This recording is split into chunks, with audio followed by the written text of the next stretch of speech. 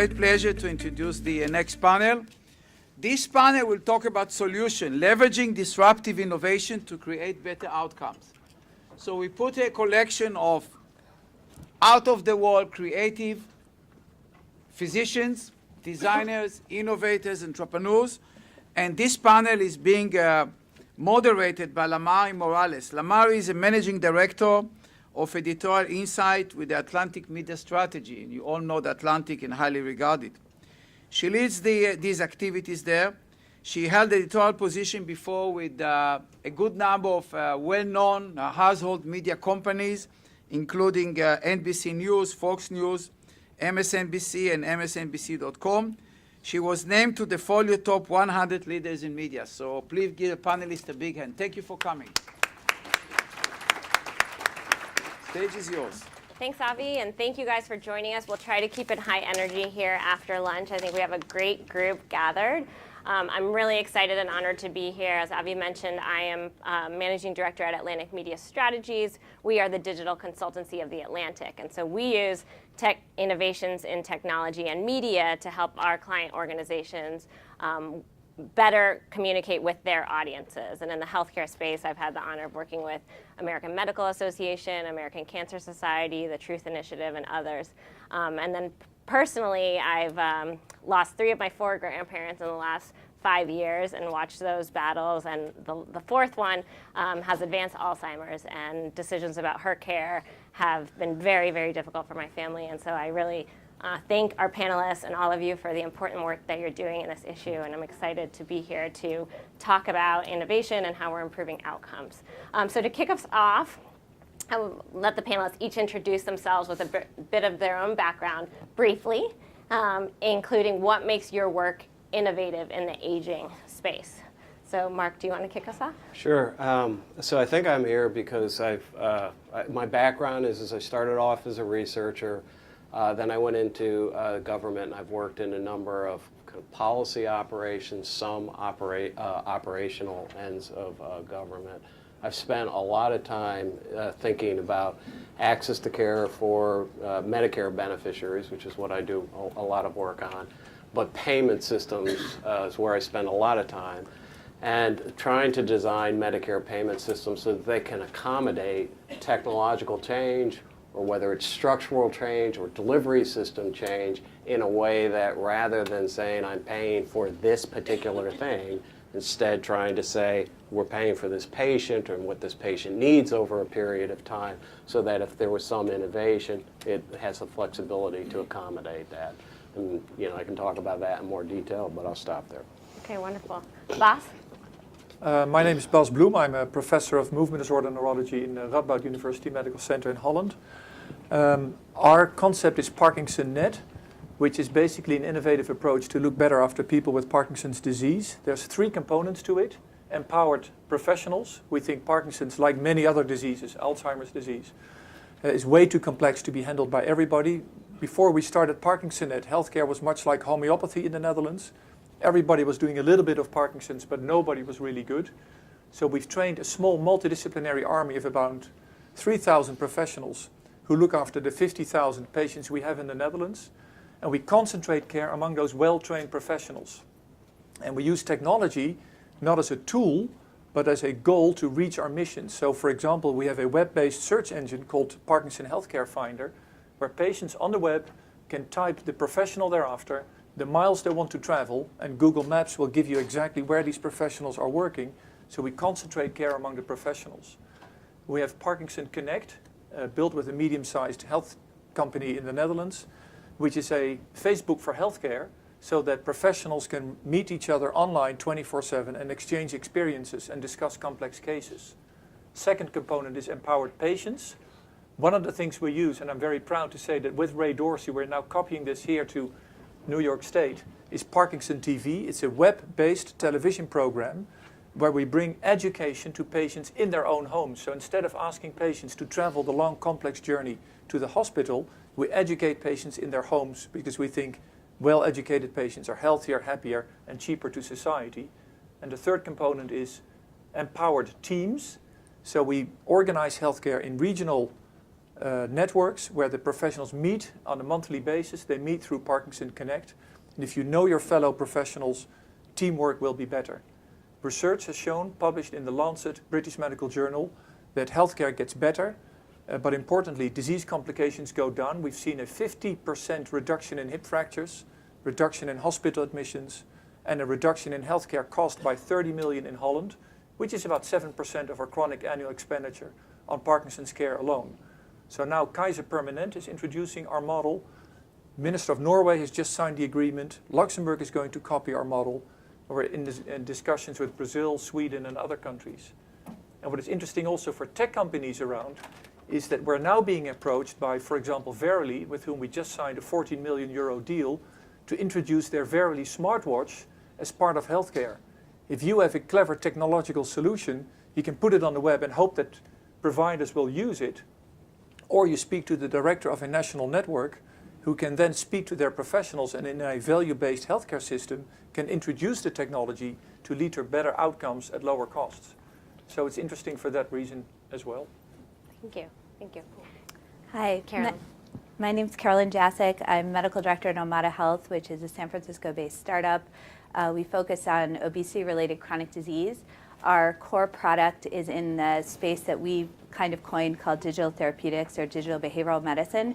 And our primary, I think, role in this panel is really to speak to our journey and how we've become a viable business in the digital health space, which is, I think it's fair to say, a little unusual. And the way that we've done that is to really embrace the idea that really 10% of healthcare innovation in the tech space is the idea, and the other 90% of it is the implementation. So I think today talking a little bit about how we've approached our reimbursement strategy, how we've approached our scientific strategy, I think both of those have been really big keys to our success. On the senior front, our product, as some of you may know, is a digital behavioral platform for obesity-related chronic disease. Our initial offering is a diabetes prevention program, which is on the table to potentially be reimbursed by CMS starting in January. So to prepare for that, we've done quite a bit of research in seniors, published research on outcomes, and finding that seniors actually have better outcomes in our program than our standard population, which was really neat to find out. So we've been navigating both the scientific space in proving that technology works for seniors, and then also the reimbursement and payment side, and figuring out how do you not just have a great idea that's going to work for patients, but also run a viable business so they're able to offer that solution for years and years to come. So that's Omada. Excellent. Hi, my name is Unity Stoakes. I'm the co-founder and president of Startup Health, and we're building an army, a global army of entrepreneurs. We call them health transformers.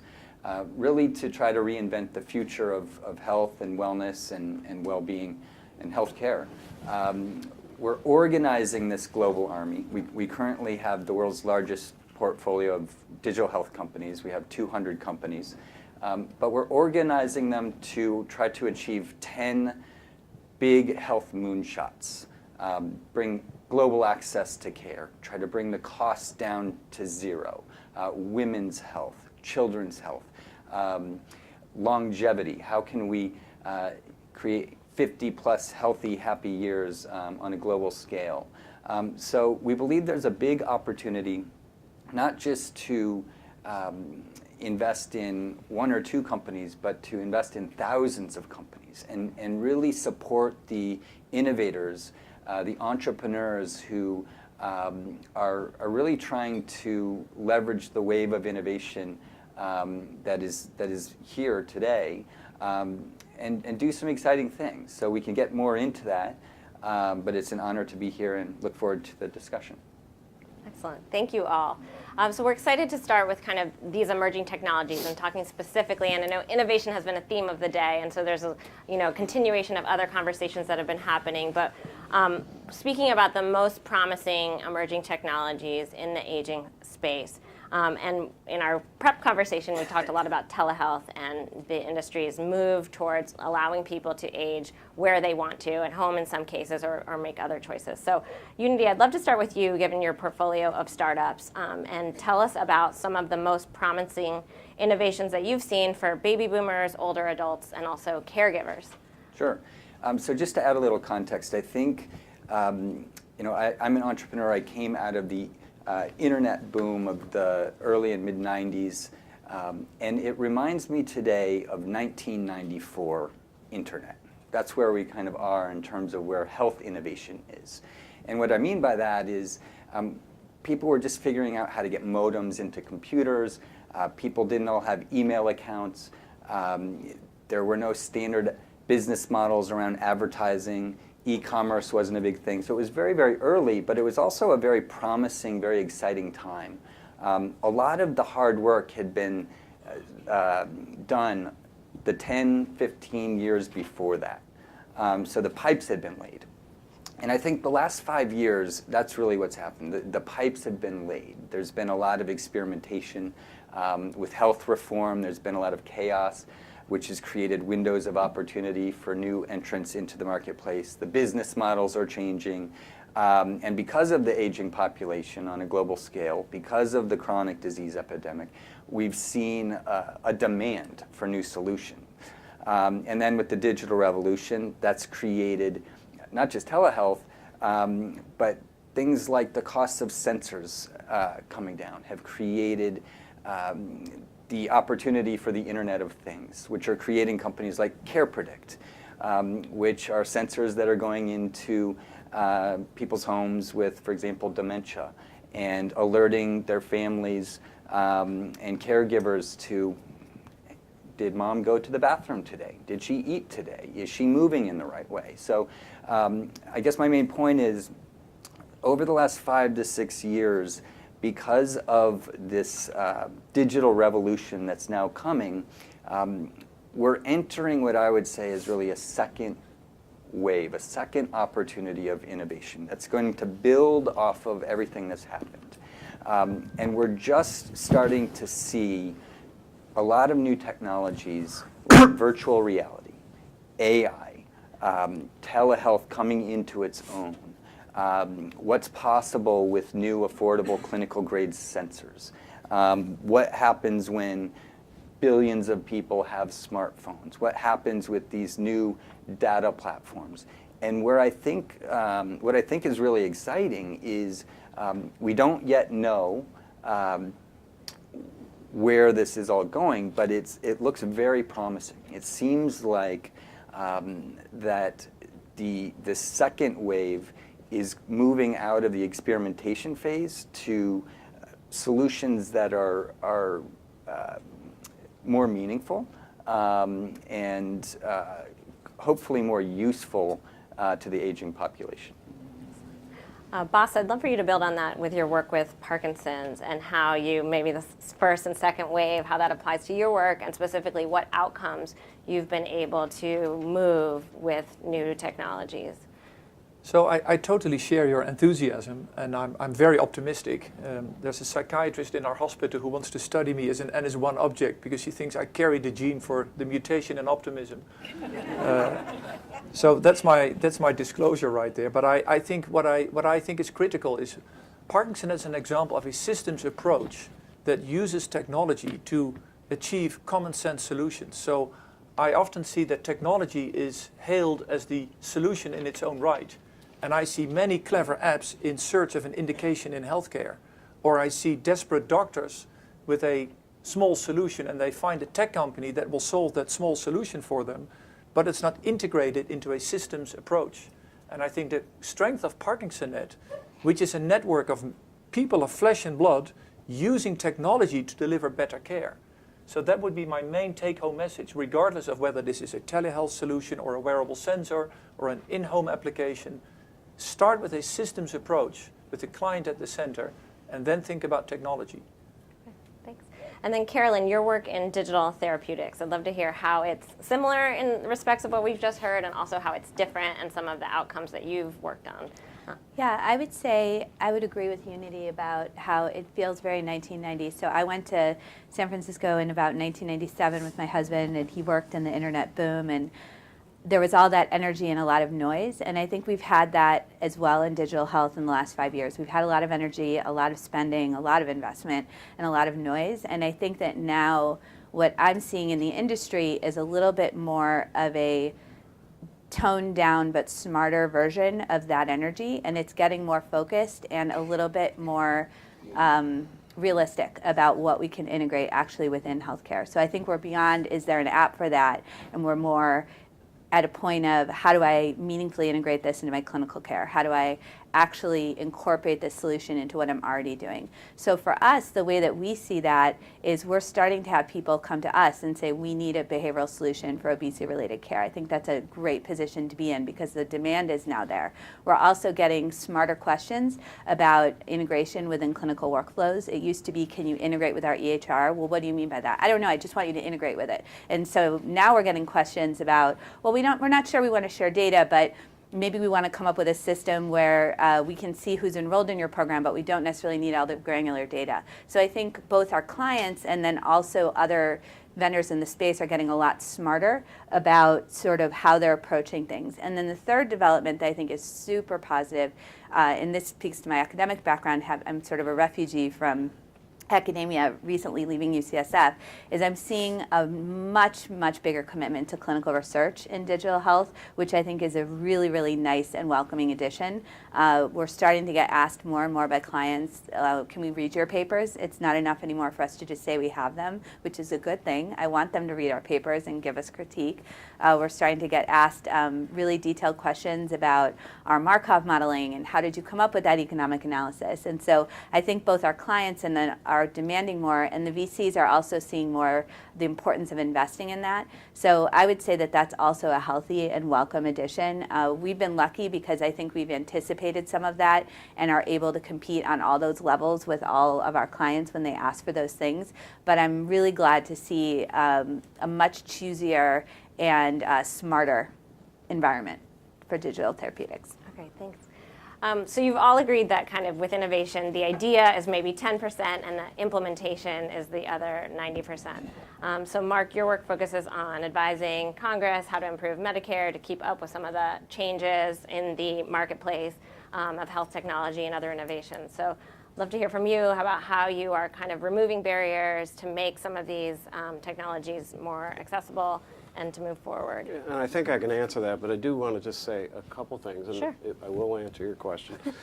This is, it happened on the phone when we did the little organization thing, and in your statements here. This also, I think, represents a different view of how technology works in the overall integration of care and among, and in payment systems. I get a lot of people come in my office and say, I have this thing, I want you to pay for this thing. And how it fits more broadly and how it would work in a payment system not thought through. And I think these folks are starting to, or have all along, however I should have said that, are starting to think. And also your point about the evidence driving it, I think is the direction it needs to go in order, when it hits Medicare and the payment systems, it can make more sense. So some of the things I've been trying to do, and others over the few years, is when you think of Medicare, you can't think of it as a single thing.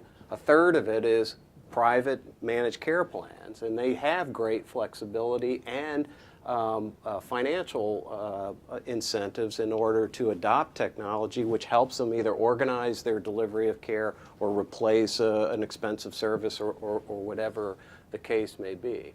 There are innovations even in fee-for-service, which is a more difficult environment and a much more complicated environment. But if you can build around an episode of care or define a very discrete population and say this makes a lot of sense for this particular population, but not all populations, and you target and truly stick to it, you can make something work there. And then another thing, and I think this has been referenced, is there are parts of Medicare systematically designed to test ideas, and to the extent that we can get the Congress and CMS to move in the direction it tests some of these ideas, that's sort of how we're trying to think about it. But the idea is build a payment that attaches itself to the needs of the patient, leave flexibility for the provider within that. So whatever the innovation is, whether it's structural delivery or this widget, it can be accommodated without having to completely redesign the payment system to go and pay for this particular thing. That's some of the thinking. Okay, excellent. And when we go to questions from the audience, I think it'll be interesting to hear what questions you have in terms of your ability to see some of that in action with some of the work that you're doing. fee for service versus fee for outcomes. This is something that's come up throughout the course of the day, and I'd love to just to the group, how important is that type of change, moving to a fee for outcomes model, to your work? I think it's critical, and I really want to echo what you were saying. Is I see these companies or doctors go to the payers in the Netherlands and say, pay for my app. And of course the payers are not going to do it. These are endless discussions because there are multiple solutions, multiple payers, and it will never happen. So we are experimenting now with a value-based care experiment in the Netherlands. In fact, Michael Porter gave us the value-based care healthcare prize last year for our experiment, where we toy with an integrated budget for Parkinson patients with a case mix control for disease duration. You can't toy with disease duration, 0 to 5 years, 5 to 10 years, or more than 10 years. The longer the disease duration, the more budget we get. And how I solve it is up to me. Whether I let pigeons fly to the patient's homes or have an IT solution is up to me. End of the day, I need to show the value for my clients, quality of life, fractures, as well as total costs across the healthcare chain. And I can pay for my IT solutions as part of my total budget. Now, I know it's a long way to go before we've got this integrated across the world, but I'm a strong fan of a fee for outcome system with an integrated budget at a population, at a disease-specific level. And if I may, I think, again, this goes back to no matter what we do as a entrepreneurial industry, when we go to healthcare, it feels very new. And so even though we feel like what we're delivering is not even close to what we could be doing, it feels very new to our customers. So we've been on a pay-per-performance system for a few years, and it really helps kind of level the conversation and say to your client, hey, we're in this together, and we're going to own part of this. Because this, you're taking a risk here investing in this new technology, and we're going to give you that guarantee that if we deliver on outcomes, then you'll pay. And if we don't, then you'll pay a little bit because, you know, we have setup costs and things like that. But it really helps to get the conversation going around innovation because healthcare systems are very entrenched. They have very specific billing models, delivery models, and so it really helps take the edge off of the conversation. And the other key, I think, to pay-per-performance systems, at least for us, has been having a truly objective outcome measure that you can benchmark against. So in our case, we deliver a home scale that's cellular. So there's no question what the outcome is and what we're billing for. And that's been really helpful too, because then it also feels very concrete to the person that's paying the bill. But I think pay-per-performance really is going to be table stakes, frankly, for this industry as we go forward, both because it feels new and then also just the way that healthcare is evolving, just in general. I think while it's very exciting, all the technology innovation going on, really one of the most exciting areas of innovation is around business model innovation. And this shift to value-based models is a part of that, but I think there's even a bigger opportunity, especially as we look at what we're learning globally about different business models that are working in places like India, where consumers are paying. But I think there's a radical opportunity to be thinking about new models where care is free, where people actually get paid to take care of themselves. I think there's going to be a whole wave of innovation around way beyond shift from fee for service to value-based care to some new models that are being explored. And we're seeing this happen in other industries, telecommunications, banking, other industries in places like Africa, where the business model's actually different. There's a reason why Facebook and Google are investing billions of dollars to give free internet access to the continent of Africa, right? There's a different business model there. And so I think we're going to start to see this type of thinking in health and healthcare, and hopefully it starts with prevention from birth on. So I think it's a big, exciting opportunity. I can't predict where it goes, but I think it's exciting that there's new creativity happening in this realm.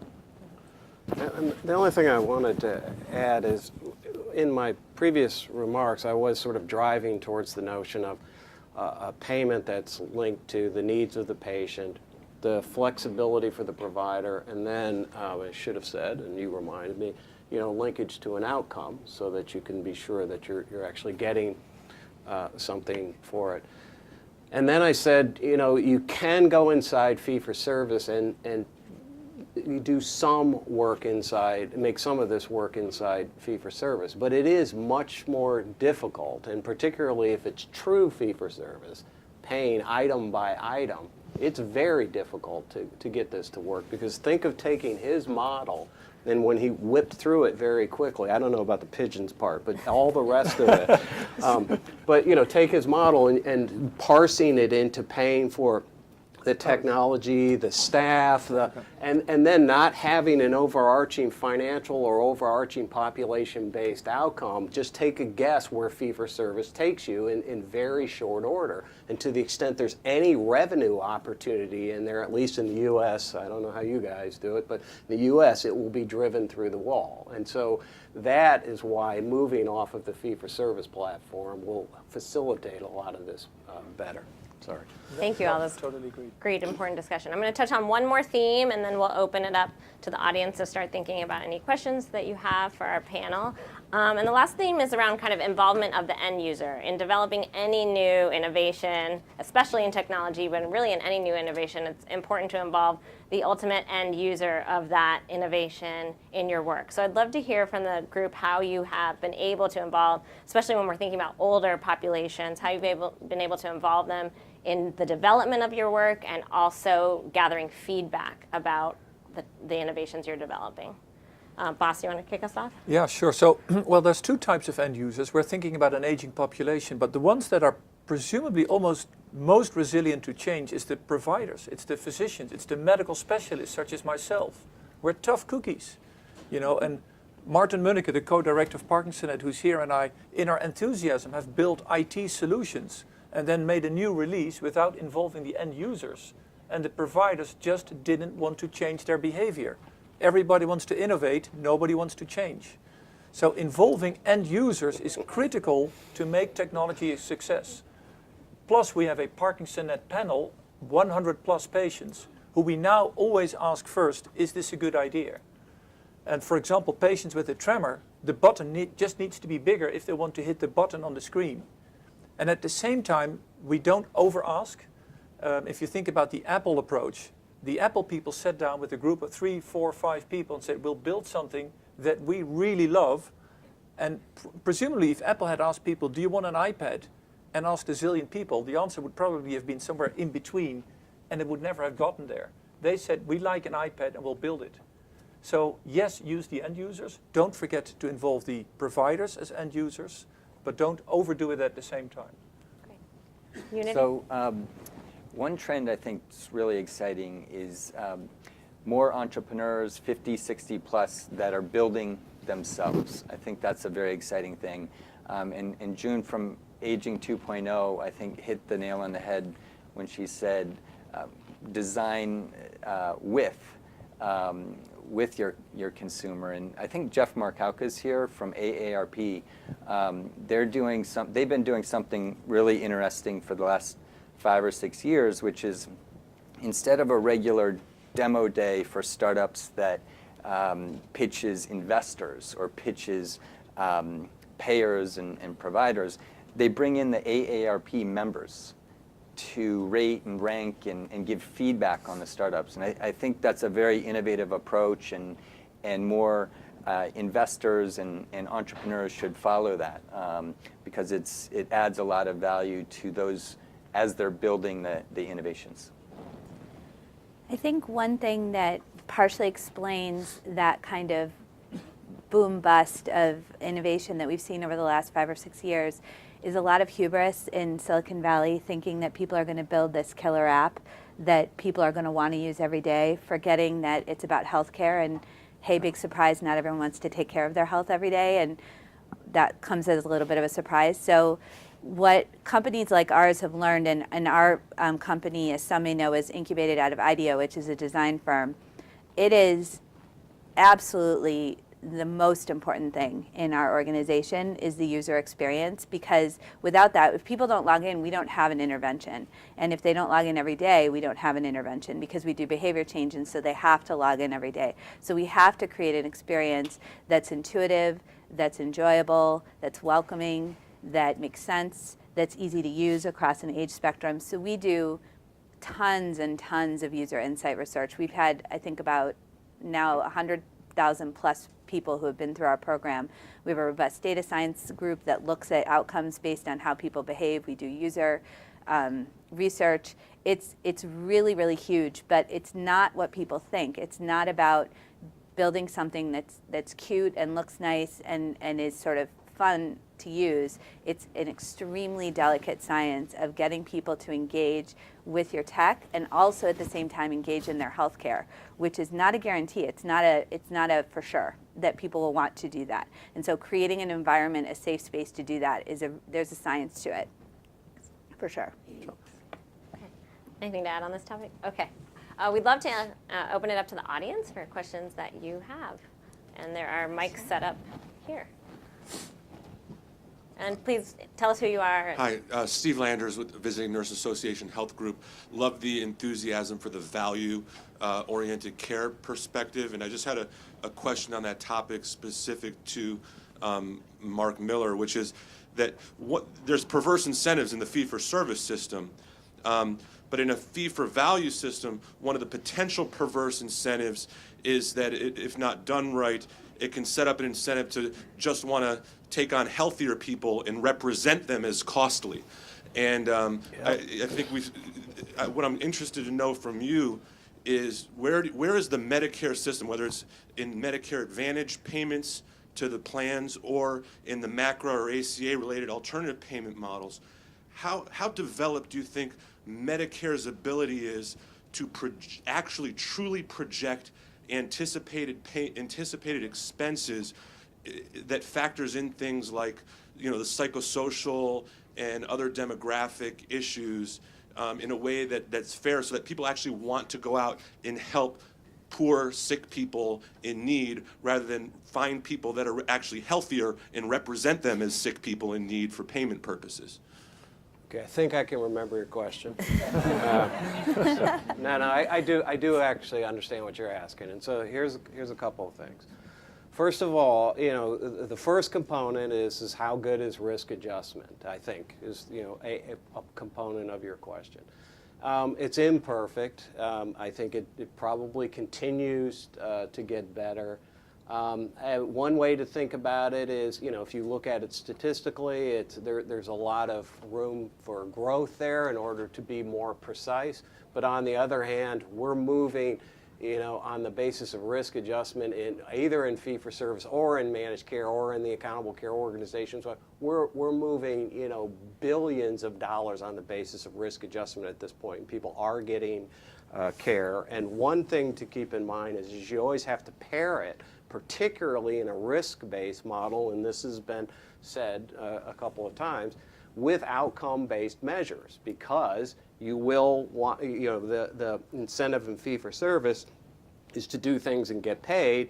In a capitated environment, it's to avoid doing things and retain the revenue. So you have to have the outcome in order to make sure that you're driving the outcome. The second thing is, and I think there are different data elements that can be collected in order to enrich the precision of the risk adjustment there. But the second underlying element of your point was, what about poor folks, or really sick folks and people who are poor, often, overlapping populations. So there's a few things there. In designing these systems, and particularly when you ask somebody to take risk, and just for convenience, on the entire risk of the patient, you can also build in catastrophic stopping points where you say, okay, this patient has really redlined, and so now the federal government comes back in and takes some risk there. You have to design them in such a way that you take the incentive out to drive people to do that, a whole different conversation, but you can do that. Another thing that we've talked about is, in evaluating this outcome that I'm talking about, organize the providers into categories based on whether you have a ton of poor folks or not, as a case may be. And then what you're doing is you're driving performance and you're judging performance and saying, even though I know you have a lot of poor folks, there's some people who have poor folks who are doing well, and I want you to do as well as them. And then there may be other types of providers who don't have a lot of poor folks, and then their payment is adjusted accordingly. So there's some thinking there. And then, and I'm not doing a very good job of describing it, but hopefully you're getting at least the general idea. And then there was one other thing you said in there. Oh, the other thing is coding. Okay, and so then what happens in the risk world is you build this risk model, and the more I code, the more I get paid. And it's kind of like in fee-for-service, the more I do, I get paid. The other risk in capitation is if I can say that this patient is really sick, then I can get more money, even if in fact they aren't. And frankly, you just have program integrity oversight issues, comparison issues across behavior, looking across behaviorally across different providers. And frankly, you just have to go after it. Yeah. It will be imperfect. This is why our case mix control was on disease duration in years, which you cannot manipulate. Oh yeah, things like that. We thought about these issues very carefully. Yeah, as an good point. example. Yeah, it's a good point. Okay. Next question. Hi, Bruce Leff from Baltimore, geriatrician. Spent some time thinking about the care of people with multiple chronic conditions. So, a question for Bas and for Carolyn. And I love your work, but you always hurt the ones you love. I love you too, Bruce. So I just want to circle back. So I love the models that you have, but I think we know from a fair bit of research that if you take people with multiple chronic conditions and apply single disease approaches to them, you can kill them very quickly. And I'm just wondering if you have any insights from your work on how to adapt what you're doing towards a less disease-specific model and more towards a model that addresses multimorbidity. So, Yeah. So I love that question because the intent of Omada was never to be a one-note company focused on prediabetes. I think that there were some practical and business reasons for that versus ideological. And actually starting about 2 years ago now, we expanded our eligibility criteria to include folks with hypertension, dyslipidemia, smoking, and overweight as risk factors. And finding that our adapted version of the core DPP program is actually equally beneficial to those other populations as it is to the pre-diabetic population. So we're taking a much more holistic approach now to chronic disease and looking at it more, because we now have 100,000 users, looking at it more as, okay, what are the comorbidities or the mix of comorbidities that people bring to the table? And at least in terms of our particular outcome, which initially is weight loss, what are the different levers or different things that work depending on what combination of comorbidities people bring to the table. And I am super excited for the next phase of our company now that we're going to get more and more into the provider space with expanding reimbursement, how we can also partner with providers as well that have ongoing care management groups and things like that that address multifactorial chronic disease. I'm really excited for us to get more involved with behavioral health supports, mental health supports that can be embedded within our program. So our intent, I think the challenge in the startup world, and particularly in the digital health world, is to have product market fit, to get your venture-backed company up and running. You do have to sort of pigeonhole yourself initially to get traction and to get that initial revenue stream, even though the original intent was much larger. So so my response to you is, please love us, because our intent is probably not what the actual outcome is. If you really look a little bit deeper, it's likely more of a practical thing. And I'd just like to add, a specialist on an island like myself is a threat to healthcare. And I'm very serious about it. So Parkinson Net is sometimes needed, but I think care should never be left to the hands of a specialist. Care should always be with the generalist, whether this be the GP, the geriatrician, or ideally a well-informed, educated patient. That links nicely to the previous session. The care should always be with the generalist. That's why Parkinson Net invests so heavily in patient education, because they are the ultimate generalist. They are the only ones that know that everything is happening. What the generalist is doing is collecting detailed advice if the situation demands for specialist advice. But the deeper you go into the trough, into the funnel of knowledge, the more dangerous it gets. So what the generalist does is he collects the evidence from all the specialist networks and integrates it into an advice. I tell my patients, drink more because of constipation, common in Parkinson's disease. They see the cardiologist the next day, they say, drink less because of your heart. And the patient is at a loss. So care remains in the domain of the generalist, but there are specialist armies that the generalist can use ad hoc for specialist questions. Thank you. Okay, we'll go here, here, and then here. So go ahead. Outstanding panel. Mark, the VA's widely adopted telehealth video visits with great success, but Medicare's been reluctant to do so. What needs to change for Medicare to change its policy? A couple of things. Once again, like when you say Medicare, Medicare is not just a single thing. So to the extent that you're managed care operation, there's nothing that prevents you from doing that. Home health agencies are paid on a 60-day episode. Within that, if they think that telehealth makes sense, they can use that. There are pockets throughout Medicare where this goes on. So I think sort of sweeping statements that Medicare doesn't do it is not correct. Where you're saying Medicare doesn't do it is in Wild West fee-for-service. And so depending on the model that you're talking about, I assume what you're talking about is sort of a patient initiating a contact with a provider. And so in those models, there's actually just some recent research that came out in Health Affairs that some CalPERS people and some Rand and Harvard people, I think, put it together. And they put that model out there, and they got an induction in the use of care, and 90% of it, or some number like that, was care that was new to the system. And so I know VA has done this, but one lesson I try and draw out when I talk to people, and you may have, I'm sure you have more insight into this than me. The result you get with these things will depend on the payment system that you launch it in. And so I think if you do an open-ended fee-for-service, and what this research was finding is a person who would have just not gone to the doctor, self-medicated, did whatever they did, decides to initiate a visit. The doctor says, come in for some tests, and now you have more service, good or bad, I'm not judging, but at least from a dollar point of view, you have more service. In an environment where you have a fixed payment, and I think a lot of that goes on in VA, I'm not a VA person, the dynamic might be very different depending on, and the result that the VA gets when they walk out the door may be very different. So I think the reluctance in Medicare, at least at this point, is there are places where it goes on, but in Wild West fee-for-service, the Congressional Budget Office is going to look at an idea like that and say, for X gazillion dollars, yes, you can go ahead and make this change, and that's where the Congress is going to balk. So, but even though VA's at risk, Kaiser's at risk, everyone who's at risk adopts telemedicine, especially for chronic conditions. Medicare fee-for-service paid less than 1/100% of its budget in 2015 on telehealth.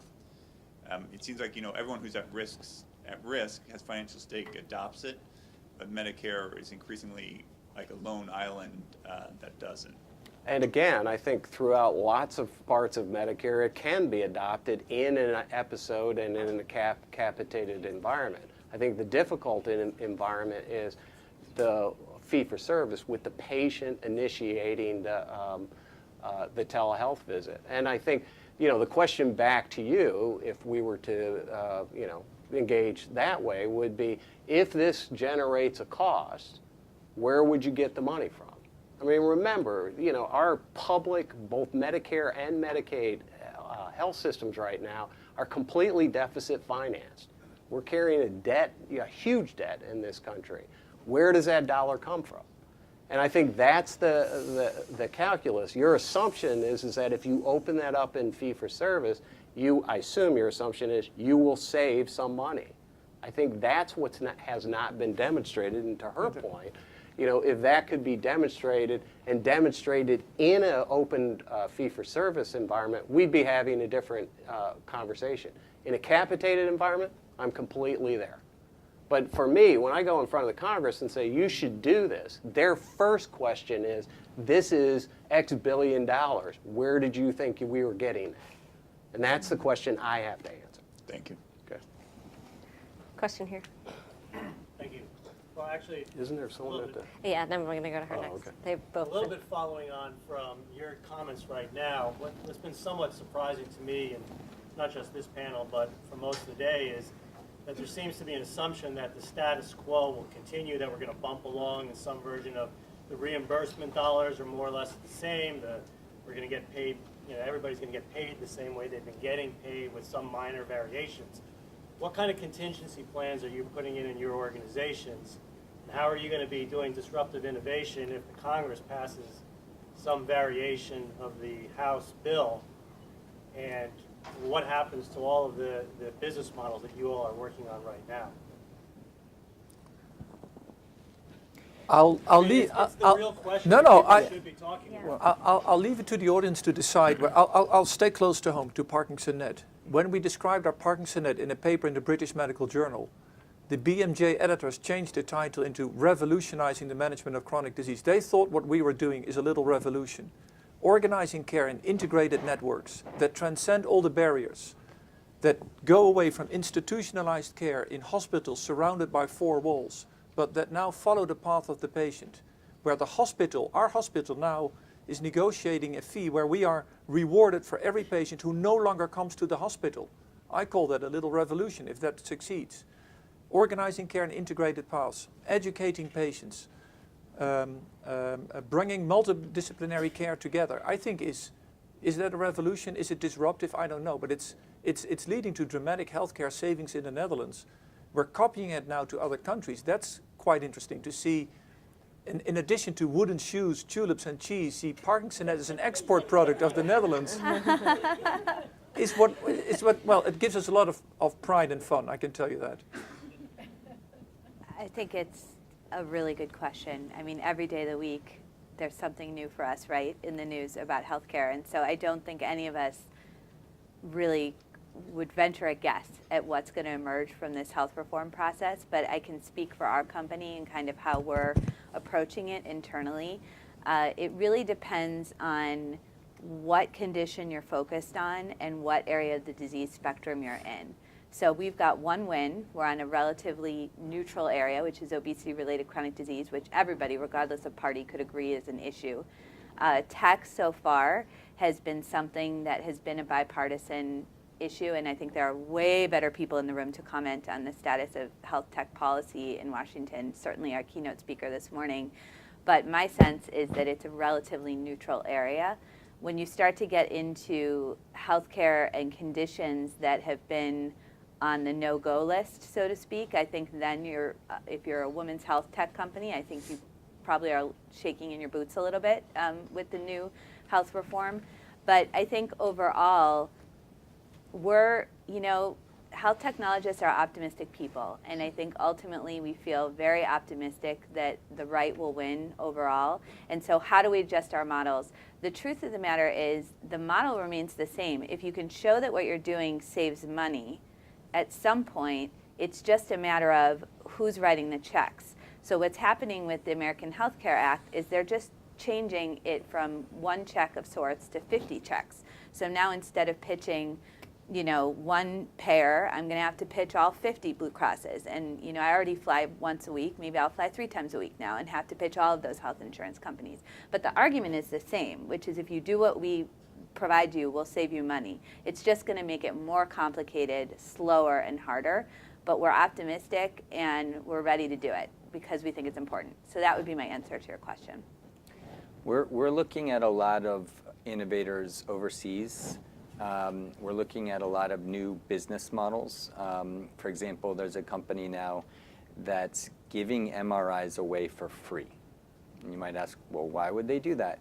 They want the data. If they can get millions of MRIs and they have access to aggregate that data, they can do a lot of other interesting things with that. So I think our contingency is to not focus on the day-to-day changes with health reform. It's more like the genie's out of the bottle, and we need to radically rethink the models.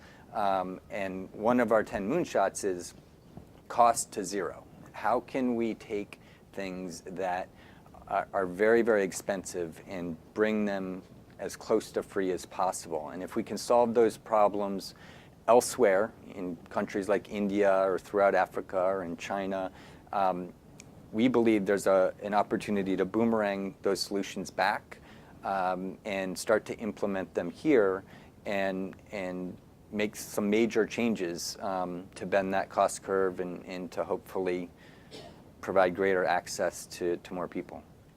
Thank you. And I know the next panel is focused squarely on the health reform and policy questions. So thank you so much for your patience at the mic. We'll take this one last question and then a quick lightning round of closing remarks.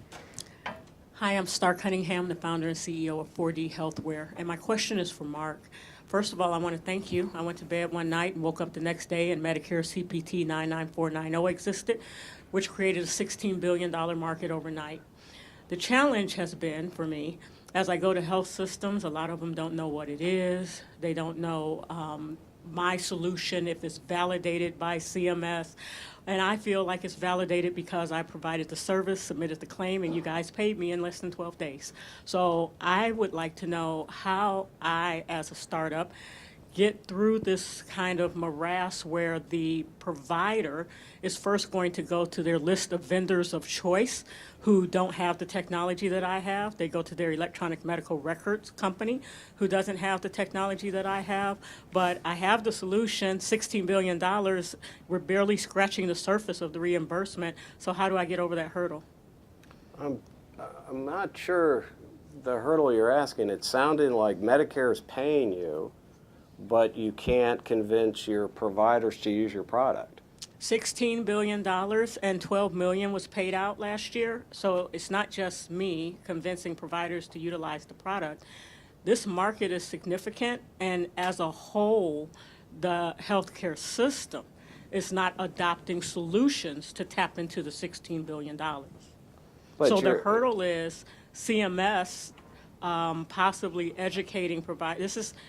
This is chronic care management. So how do providers know that this money is there for them to access? Absolutely. If you're talking about providers are unaware of a reimbursement mechanism, which generally I find they figure that out pretty quickly. I'm not saying it sarcastically. I mean, that information gets out there. I feel like you're sort of asking for an intervention that says, I want my product to be picked up by a provider. And there, I think, then you're asking for the government to intervene on behalf of a given vendor. And I think that's an issue. But maybe I misunderstand your question, because you're saying you're getting paid in 12 days as long as the provider pays or uses your product, but you're sort of saying, I want them to use more of my product. And there, I think there would be a philosophical question of how much the government should be picking products as opposed to what we've been kind of talking about here, which is paying for an outcome and saying, if it works, then your product will prevail in the market. But maybe I misunderstood. Yeah, I think we can talk offline. I do think that you're missing it. I do think that in this case, when you're looking at this Medicare reimbursement, some of it has to do with education, but some of it also has to do with healthcare systems seeking out solutions from innovators and organizations that they don't normally tap into. We'll let you guys pick that up offline. We're just about to wrap up. Just as a final kind of closing remarks, I'd love from each of you in one sentence, if we get this right, what do things look like in 2030? And we'll start with you, Unity. I think it's a very exciting future. I'd like to see 7.5 billion people have access to better care. I would love for us to stop talking about digital health as an innovative partial part of healthcare and just part of everyday care. It's no different than me prescribing a pill or a tech solution, that it's not a special thing, it's just part of care. Not sure what it will look like, but like I said, I have a mutation in the gene for optimism. Meetings such as this give me great confidence that there are lots of blooms blossoming right now in healthcare. My name is Bloem, I'm a flower. But I think the challenge is to bundle them into one bouquet. And I want to congratulate Ray Dorsey and his team for organizing conferences such as this And it's exactly meetings such as this where we can bundle these forces and help to create that better future. I mean, if it's truly gotten right, from innovation to payment, then I hope it's just greater coordination, from patient to provider to right across the spectrum. Excellent. Well, thank you all for a great conversation, and thank you to the audience. Thank you.